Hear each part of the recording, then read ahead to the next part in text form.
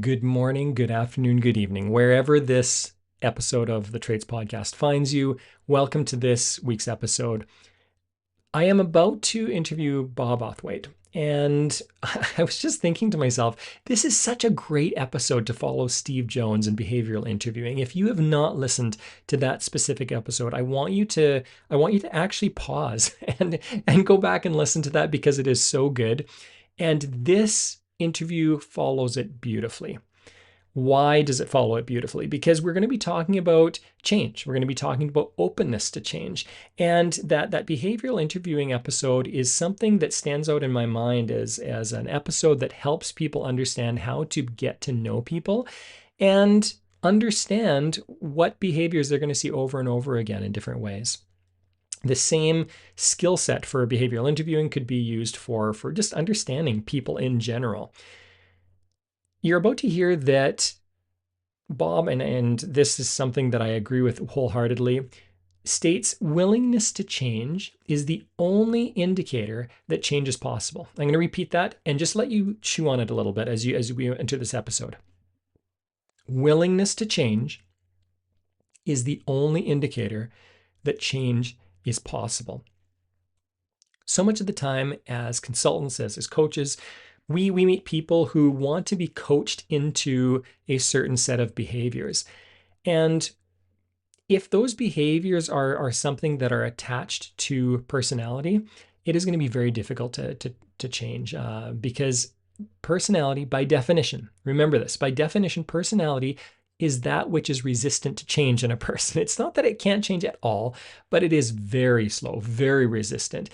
I guarantee you that if you are hoping that an employee or a leader in your organization changes through coaching, there are some small things that we can change, but personality we cannot change. Those behaviors that you'll see over and over and over again that seep out because it is a window into who somebody is, that's not going to change. Let's jump into this episode. But again, just keep that in mind. Willingness to change is the only indicator that change is possible.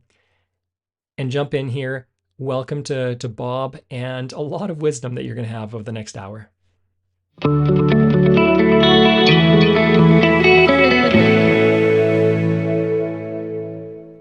Welcome, Bob Outhwaite, to this episode. Bob, you've got a fascinating background. You are all about leadership. You've run businesses, oil and gas, great with dealing with people. You've been running forums for about 8 years as well. But I want to go back to kind of the beginning of your career just for a second and ask you, what did you learn from working in the RCMP for, I think, about 6 years or so? What did you learn from that experience, from people, from leaders, from communication, the soft skills, all the stuff we're going to be talking about today?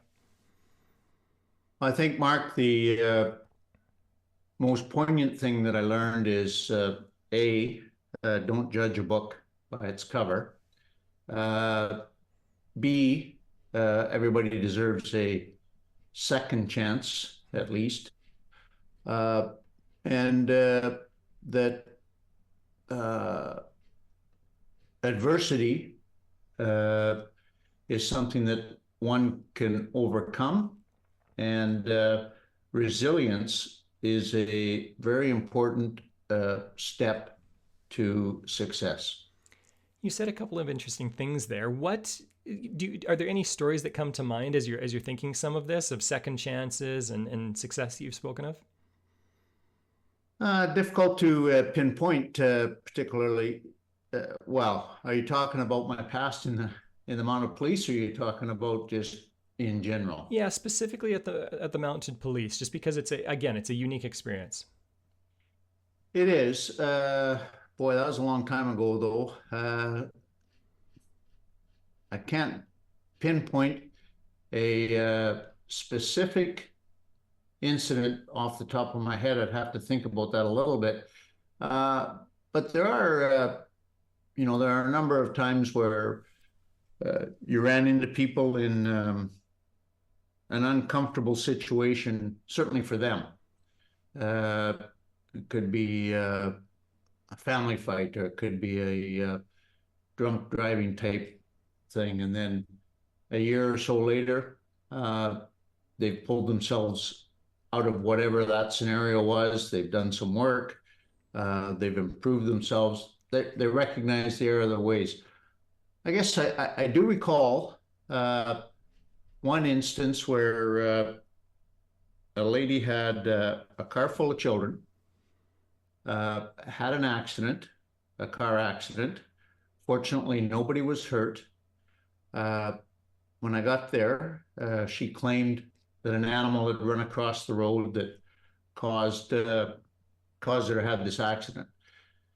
I talked to the kids in the car. They were young, I would say 7, 8, and asked them about to describe the animal or whatever. And one of the kids said, there was no animal. Mom was drinking. She didn't display any symptoms or any noticeable symptoms of being impaired, but I took it to the next step, and much to my surprise, she was very impaired, according to the breathalyzer, at least.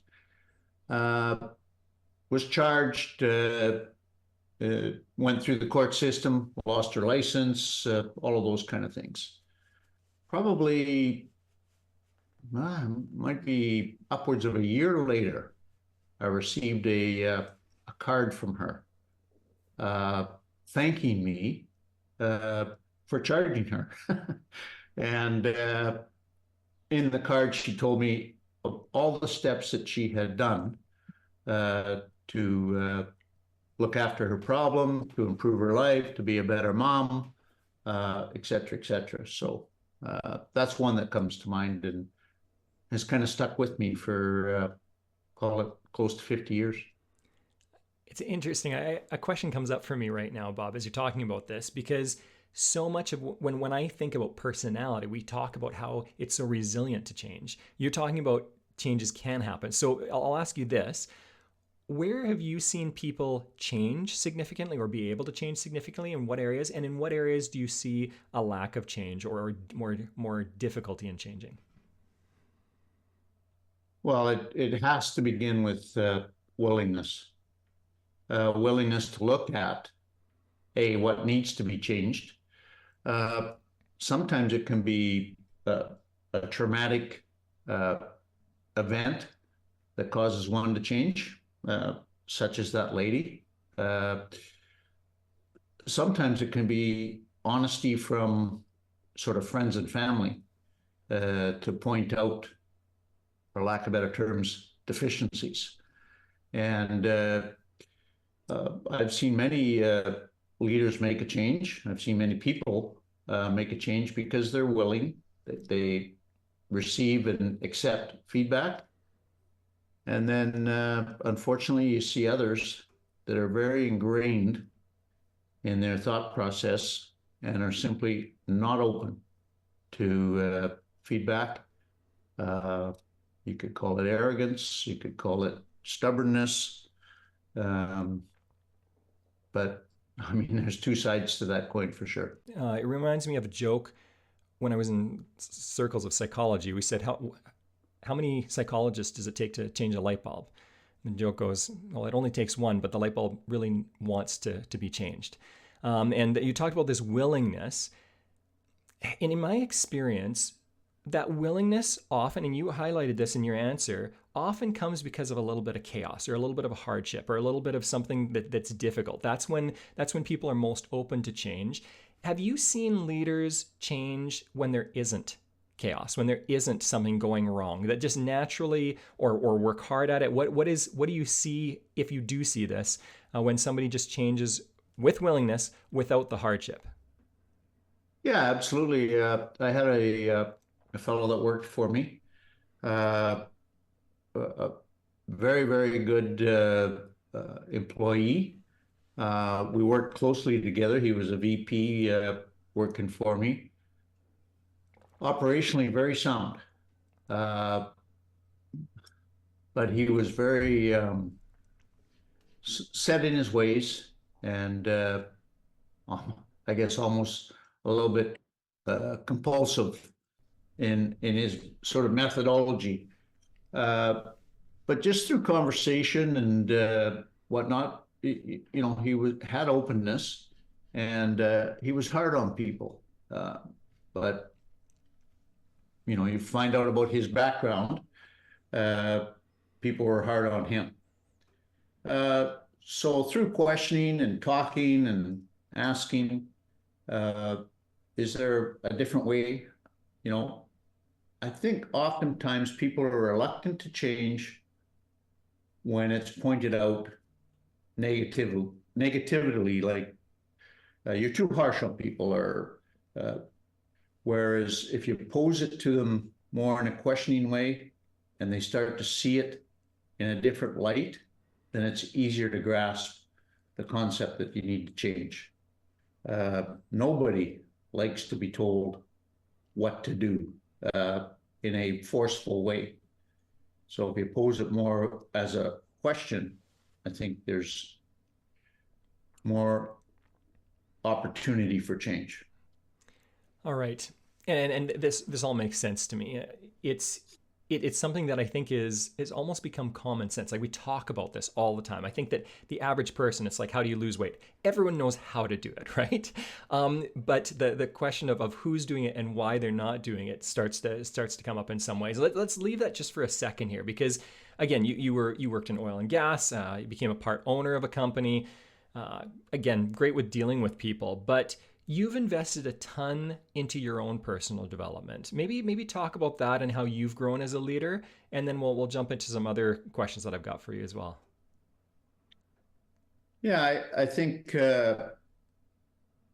certainly the upbringing in the mounted police, they were uh, reasonably good at offering up training, depending on what avenue you might want to follow. There was some required training, uh, but there was also opportunities. Uh, so from an early age, I kind of understood the value of taking courses or looking to call it better yourself.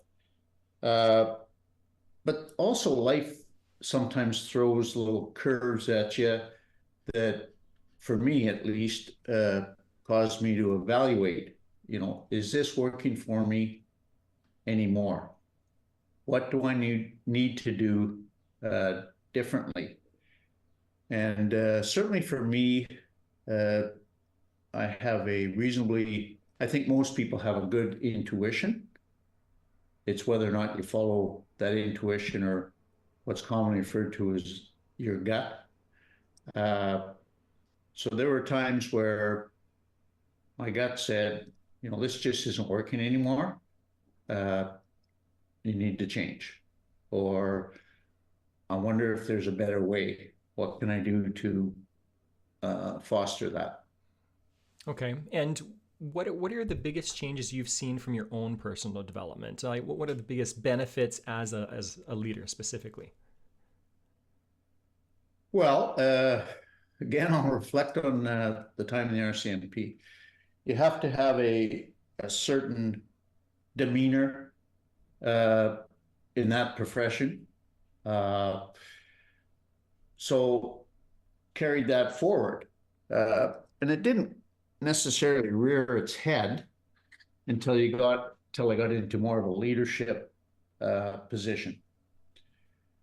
So I took a personal development course, and in that course, they do a feedback session.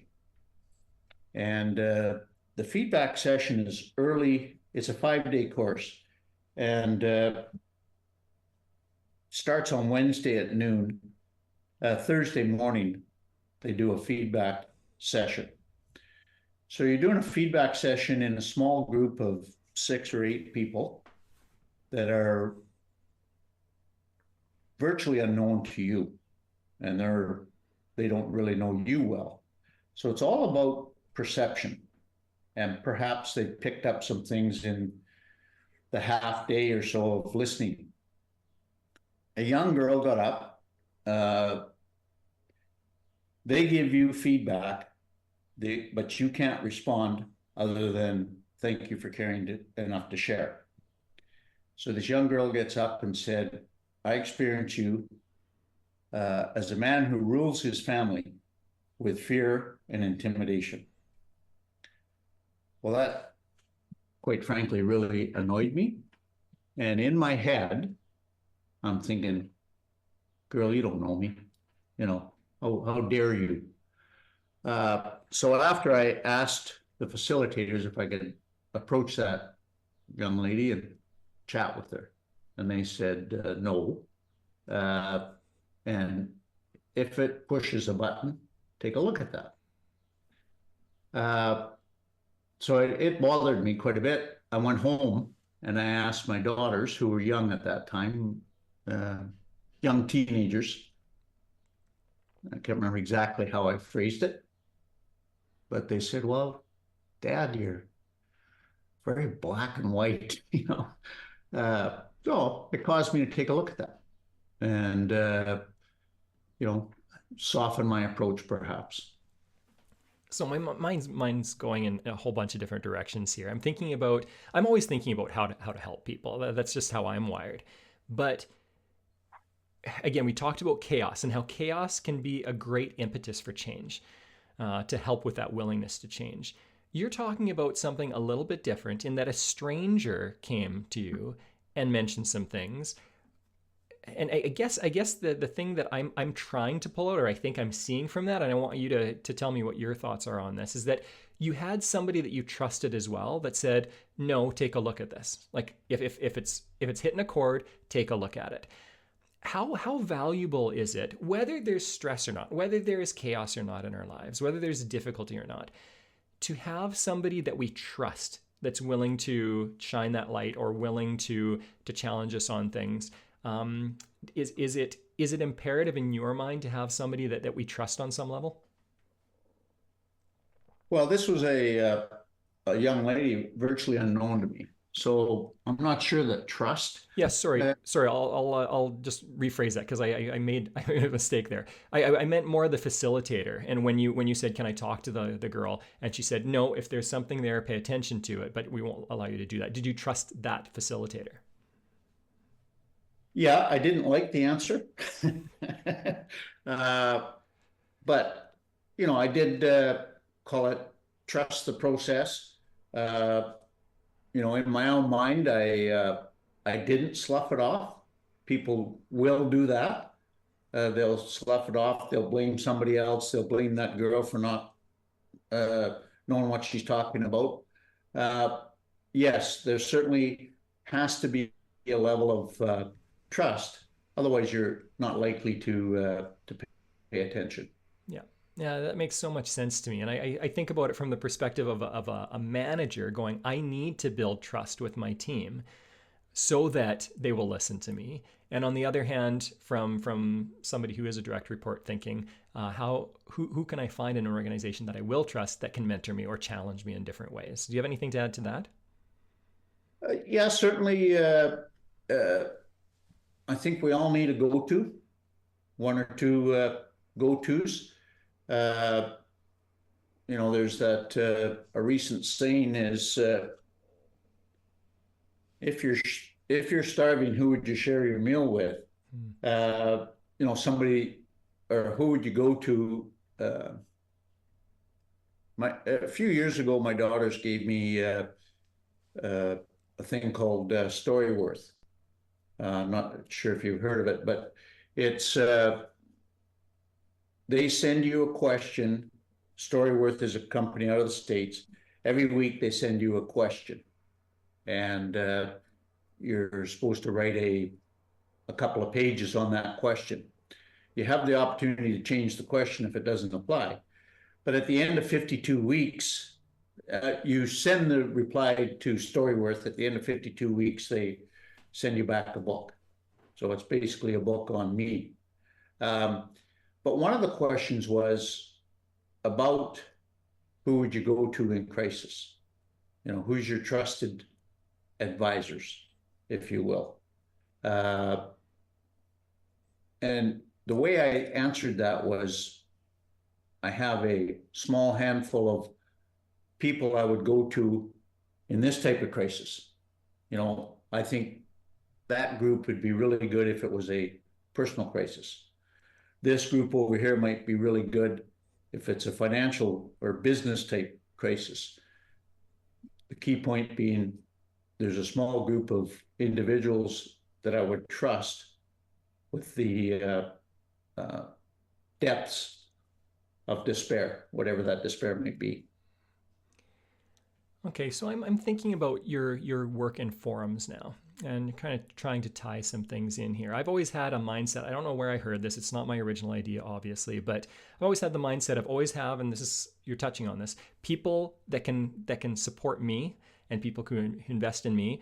Then I also need a group of people that I'm investing in. And then there's a third group of people kind of on my level that we can share ideas back and forth and help each other out in different ways. I'm thinking about forums and how you've helped other business leaders. What I'm trying to think about how to phrase this question properly.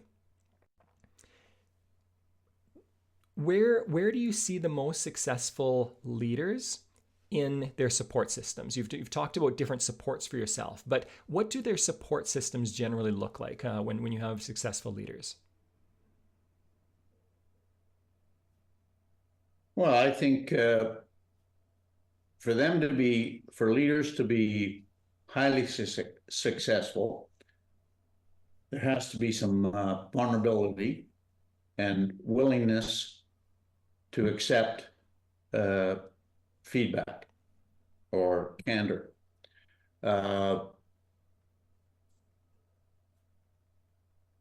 the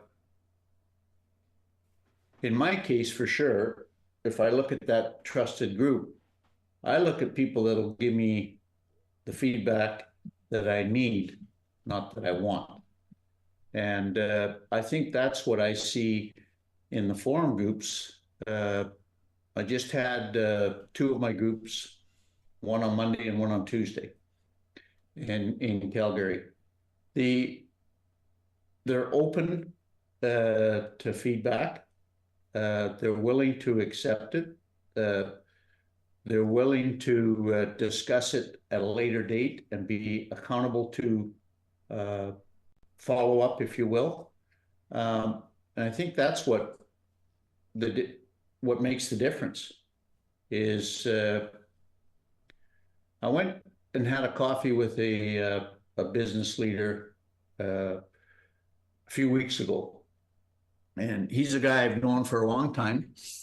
Uh, he's a sole or he's got a small business, but at one point he had annual revenues in excess of $3 million.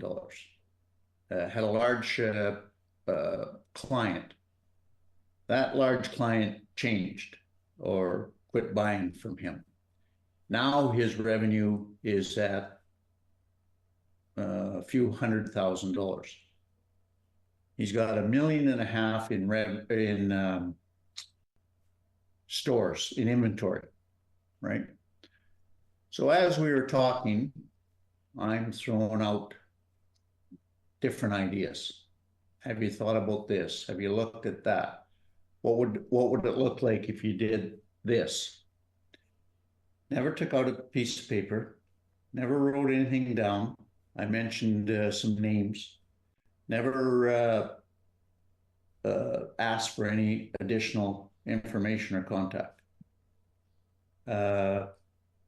So after, as we finished up coffee, so what's up? What's next? Well, I'm going to go downtown and see some of my old buddies, and hopefully they'll buy a few things for me, trinkets or what. Okay, good. Good luck. You know, said he wanted help, listened well, but I know that he didn't take any action. And I think that's the biggest thing is, are people willing to follow up and take action despite how difficult it might be?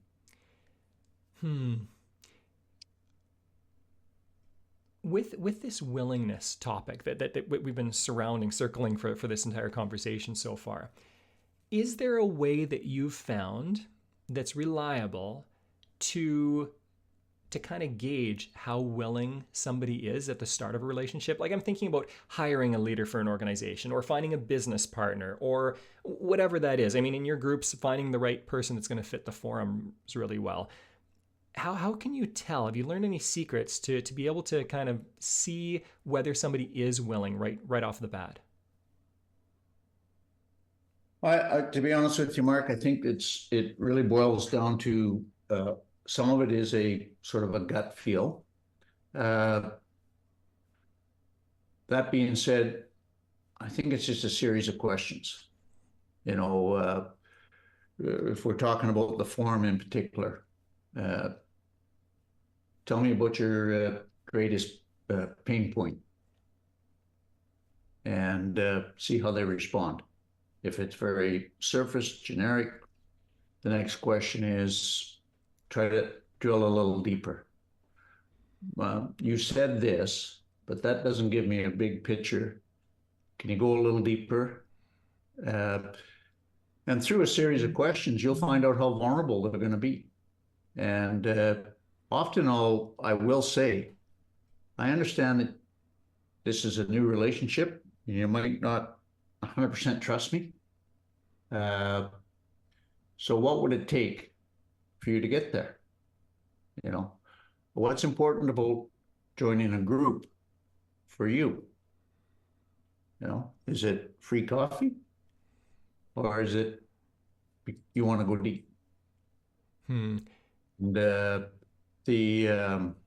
we have had experience in our groups where people stay on the surface, and then there's limited value for everybody in the room in those cases. And sometimes it's just because they're afraid. Which makes sense. Fear is a strong motivator to do or not do something as well.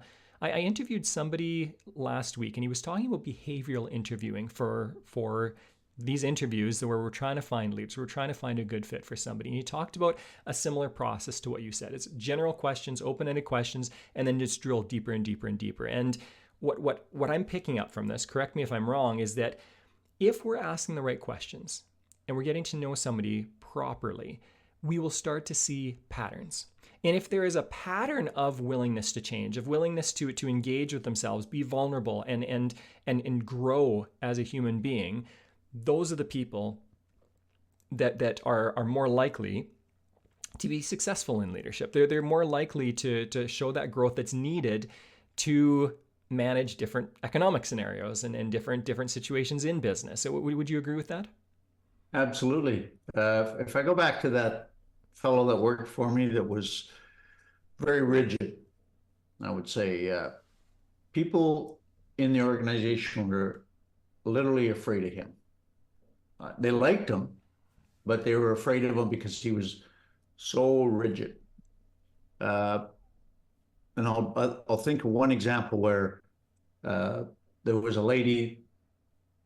He worked in Red Deer. I worked in Calgary. But he oversaw operations. He had a lady working for him that clearly he didn't think that she was performing well, or I think it boiled down to a little bit of a dislike almost. So I challenged him to approach it differently, you know, maybe have some one-on-one time, get to know her, get to understand what's going on in her world. Because not everything is about the office. You know, there can be outside clutter that causes people to underperform, perhaps. Uh, so when he got a little more open and himself a little more vulnerable, then he started to see uh, how that can impact, in a good way, the relationship. Well, obviously, she was open with him to tell him what was going on.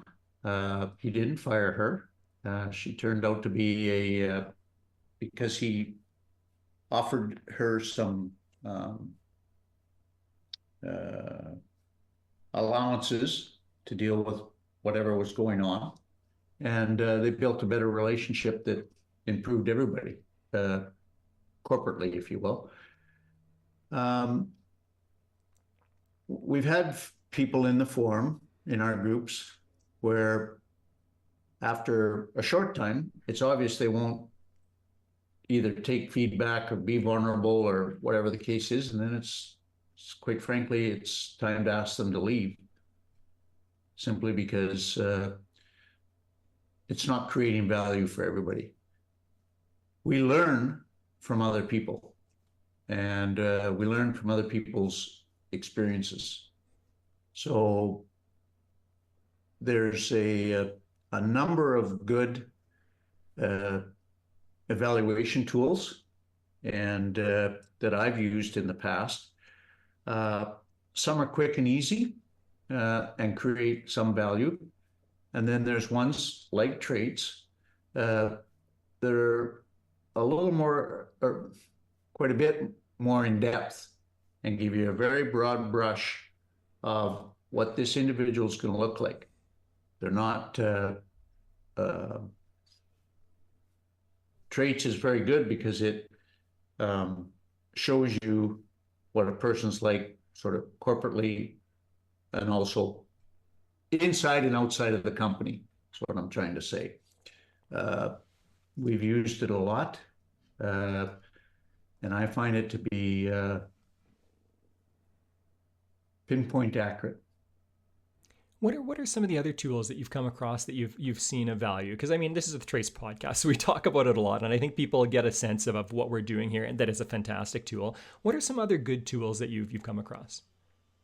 Well, traits is certainly very, very good in the corporate world because it is very in depth and it's particularly for leaders.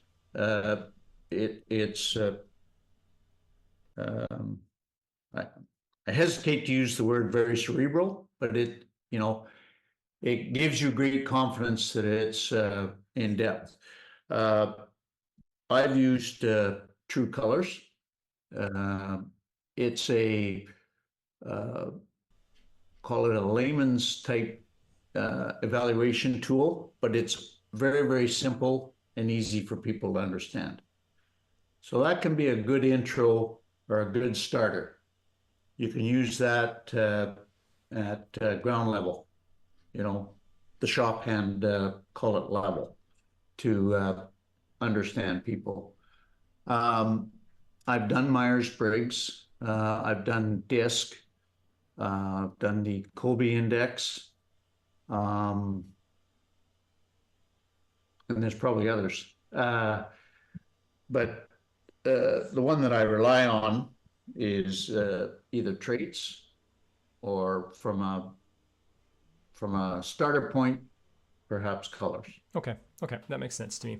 I'm going to pull on an earlier thread. You talked about that this lady who was almost fearful of the person she was working with, and there was some honest communication there and feedback there. I don't know how this is going to position me as listeners listen to this or yourself, but I tend to run social experiments on everyone all the time. I'm always running some kind of social experiment. And even from university, I remember running an experiment where everyone always was talking about what they like about somebody or how much do they appreciate somebody. And I went, you know what? I want to test whether people will appreciate long-term, not short-term, long-term, whether people will appreciate what they need to hear rather than what they want to hear. So what the experiment I ran was, when somebody asked me, like, how do I look or how is this going or whatever, this is just, I would ask the question, do you want honest feedback or do you want a compliment? I would ask this question a lot. And it was fascinating watching people. At the start, people didn't know how to take it. And I wasn't doing this with strangers. I was doing it with friends and people that I knew. But over the course of an entire year of university, what I found was that people either stopped asking me or there was a core group of people that started coming to me for advice, because I think this is how it went. And again, I want your thoughts on this. I think what was happening was that those who actually did want advice said, Mark's going to be honest with me. Like I can trust what he's going to say. He's not here to hurt me or anything like that, but he'll give me honest feedback. What are your thoughts on that? I mean, if I'm just an idiot with this, feel free to share that too. But what are your thoughts on that principle of sharing what people need to hear rather than what they want to hear? Well, it's imperative. uh, to be direct and honest. Uh, Much like you, I like the social experiment. Uh, I'll often, whether it be on an airplane or with a stranger, I'll start a conversation, and it's very interesting how I'll ask 100 questions. Oh, where are you going? Where are you coming from? What do you do? Tell me about your family, this or that. And they'll never ask you a question. And, you know, to me, sometimes that is, they either don't really want to engage or they're more about themselves. Excuse me. Uh, I will often say to people, uh, once there's a little bit of a rapport, could I offer you some feedback? And certainly if they say yes, uh, I'll offer it. Uh, and then if I have a inkling as to a little bit more insight as to their personality, if you will, I will say something like, I want you to put up your deflector shield a little bit because I'm going to give it to you straight.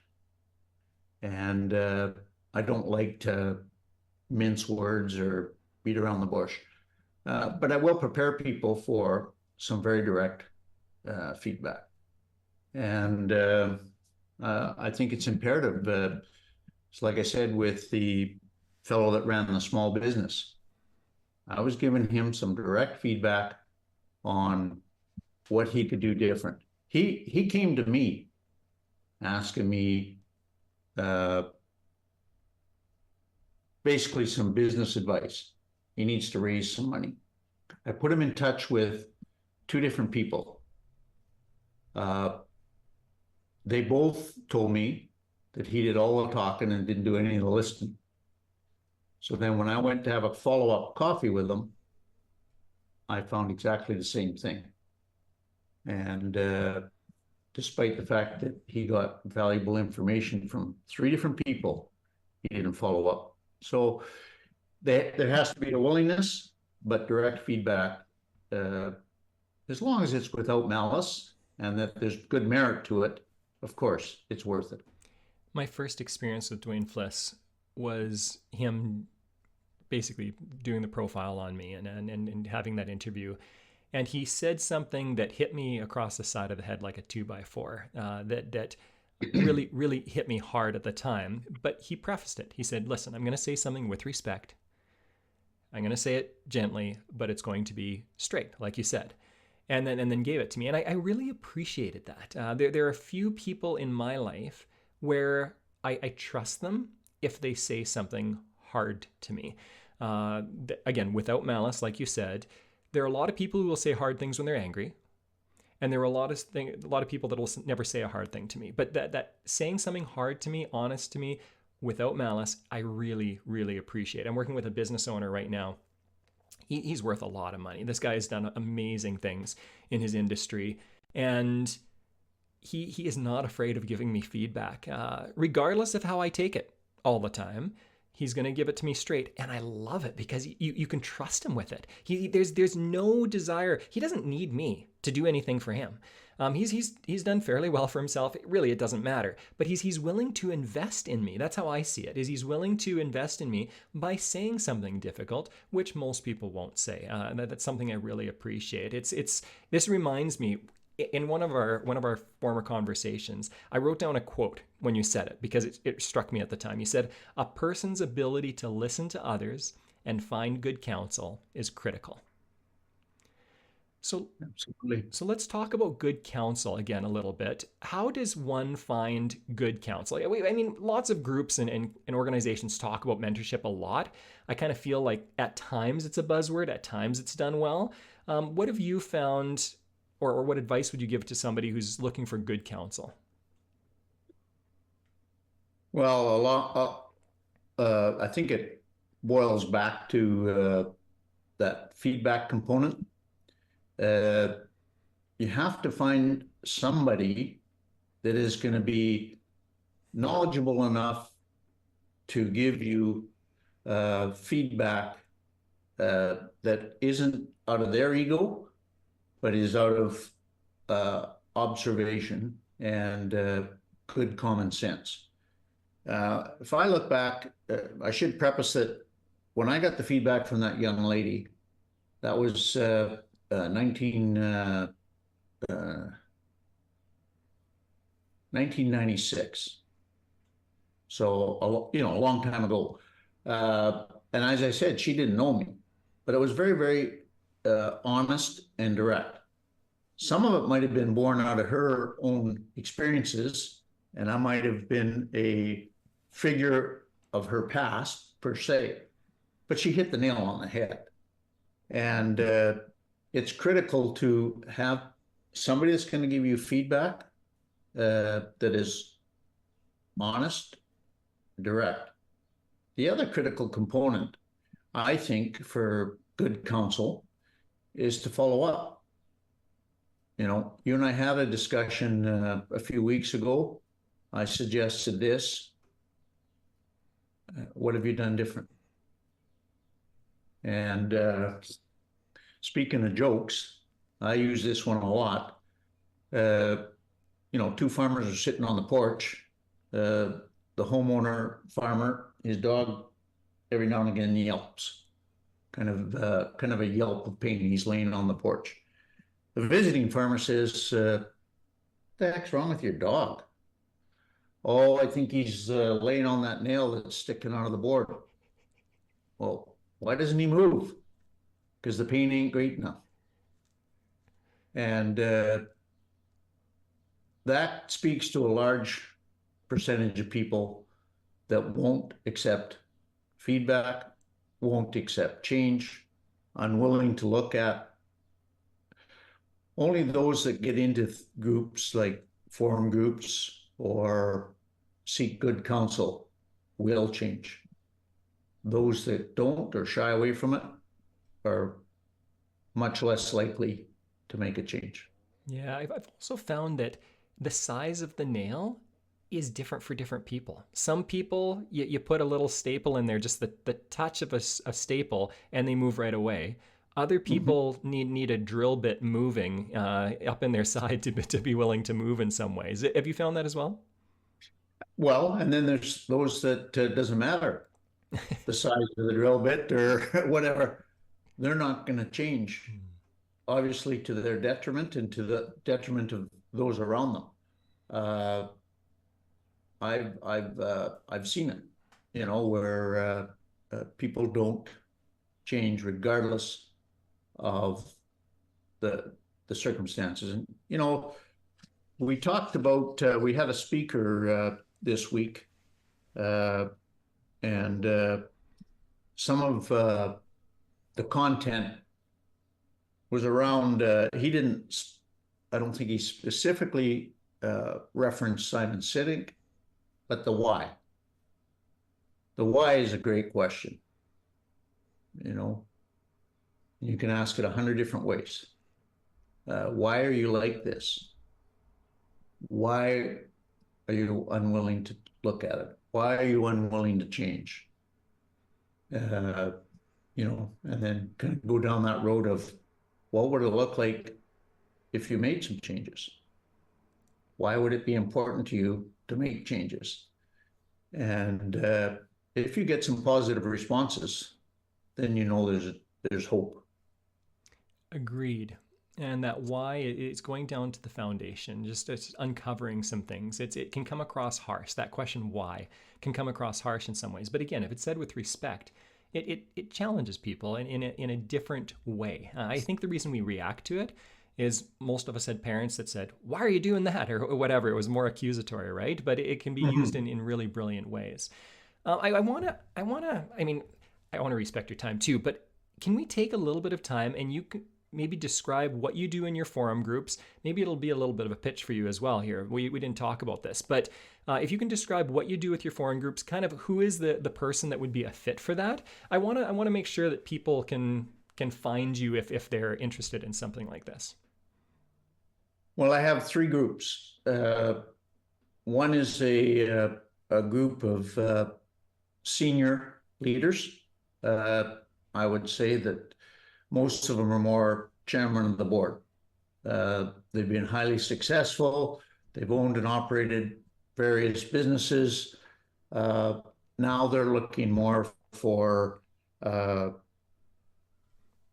influences that like political and whatnot, how the world might affect their various businesses. They're not geared to call it leadership stuff per se. They've got leaders working below them. What's interesting about that group, I would say the average age in that group is 60 plus. Uh, the net worth of these individuals is high.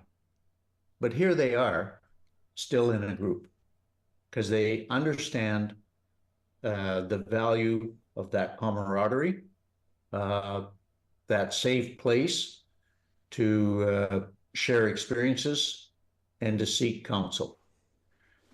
The other two groups are active CEOs, actively running their businesses. And again, what they're looking for is a safe place, using the mantra of it's lonely at the top. I need somebody outside of my business to talk about my business. And we're cautious to use the word feedback in a sense that we don't want it to come across as advice, such as you need to do this, because that does back people up. So where we come from is perspective and storytelling. You know, I understand what you're going through because I had this experience. And that's how, here's how I handled it. Uh, so all groups are populated by people that are open, people that are vulnerable, people that want to grow personally, which will affect growth of business. I would say that in the senior group, they're, like I said, they're probably past some of the leadership stuff, but the other two groups have used tools like traits extensively to better understand people that they're going to employ, because it saves time, money, and energy if you get the right people in the right positions.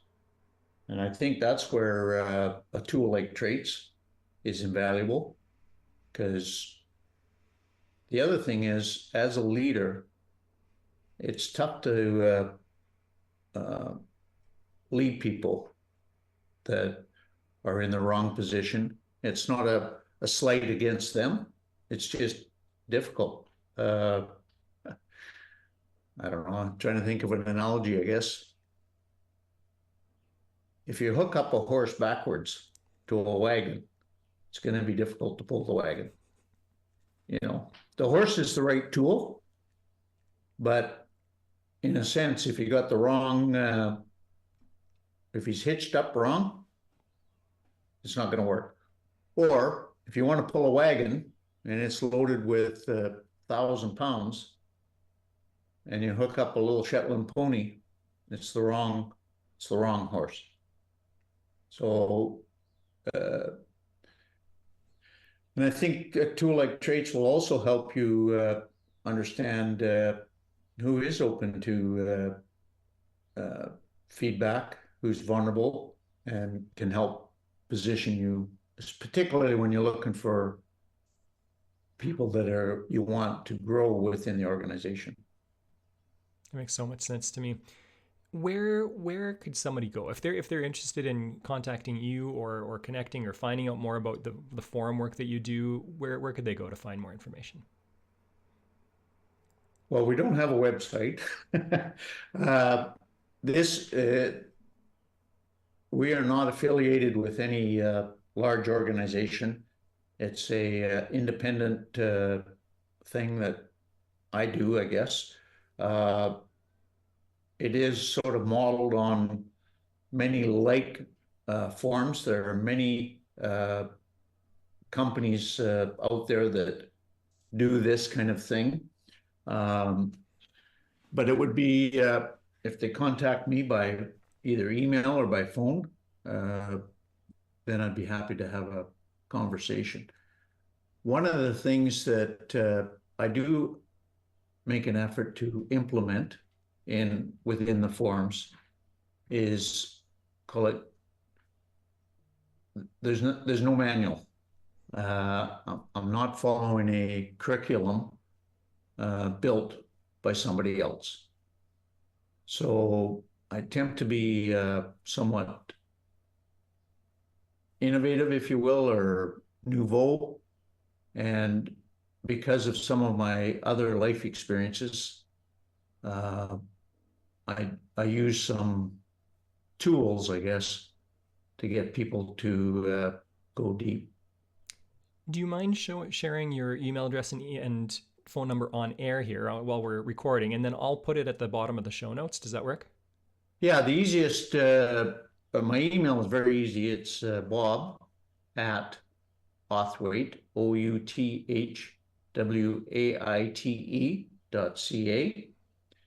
And the phone number is 403 651 2519.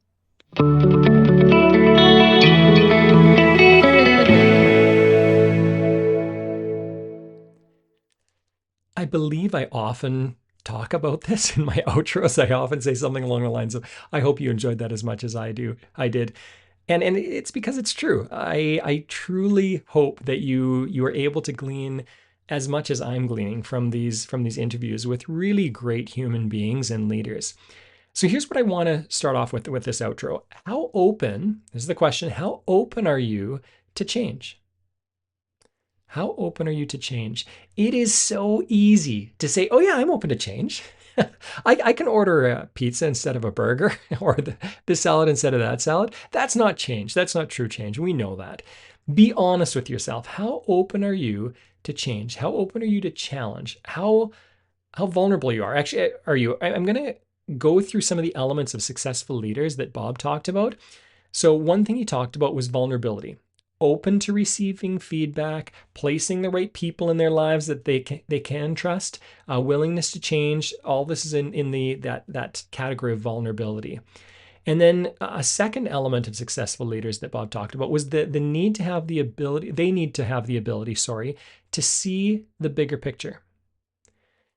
There's a difference between people who need crisis and those who don't. There's a difference between people who need crisis and those who don't. Some people are willing to change because they see that bigger picture, and they don't need crisis in order to change because there's vulnerability, there's willingness there. Other people absolutely need the crisis. And in Bob specifically, I specifically asked this, and he specifically said, no, we don't need chaos necessarily, but they need to see the bigger picture.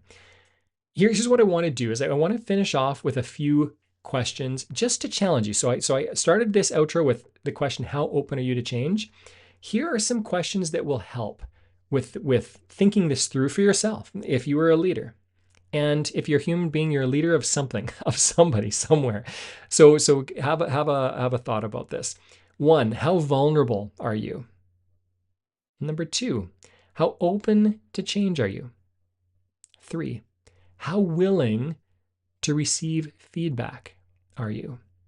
So again, think about that. When you do hear criticisms or feedback, what is your initial reaction? What is your future reaction? Is it something that you hold against people, or are you coachable? Or do you actually learn and grow and are willing to receive feedback? Next question, number 4, I think. Who have you placed in your life that you can trust and will support you? In other words, who is your good counsel?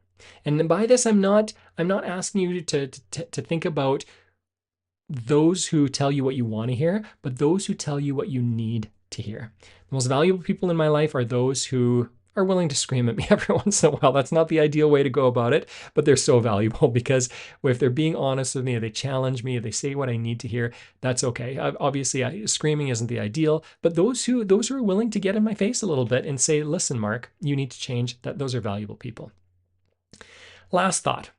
I just thought about this a little bit through the end of the interview when I was listening to it again, and that was, I wonder about the value of setting up a time for leaders and managers to give them honest feedback and see how they handle it. If they are thinking about moving around in an organization, or if you're going to hire them as a leader or as a manager, of giving them honest feedback and seeing how they handle it. This could be so valuable for organizations and how to determine, again, whether somebody is worth investing in as a leader. It's been jumping around my thought in my brain. I'm going to be thinking about this a little bit. I'm going to be thinking about how to set this up for people. I mean, I use this on my own life all the time to test people out.